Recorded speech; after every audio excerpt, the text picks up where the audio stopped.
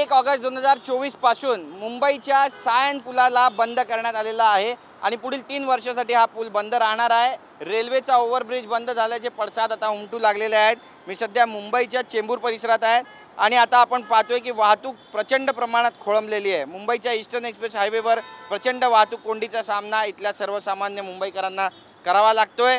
सगळ्यात महत्त्वाचं म्हणजे घाटकोपर पासून सायन चुनाभट्टीपर्यंत ट्रॅफिकचा खोळंबा रोज होतोय।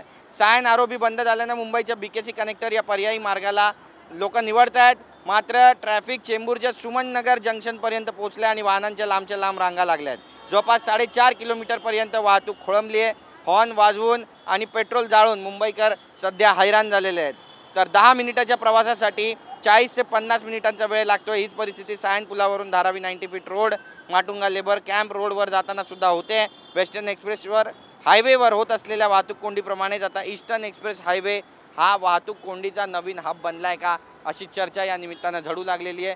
लाखोंचं कोटींचं पेट्रोल वाया जात आहे। त्यासोबतच आपण पाहतोय की वारंवार वाहतूक कोंडीचा सामना मुंबईकरांना करावा लागतो आणि जवळपास 1.5 ते 2 तास त्यांचे भल्या पहाटे ट्रॅफिकमध्येच जात आहेत।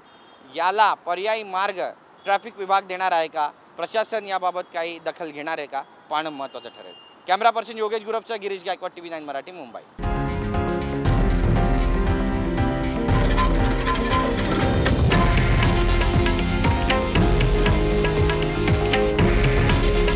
हे आहे देशातील नंबर 1 न्यूज नेटवर्क आणि आपण पाहत आहात TV9 मराठी।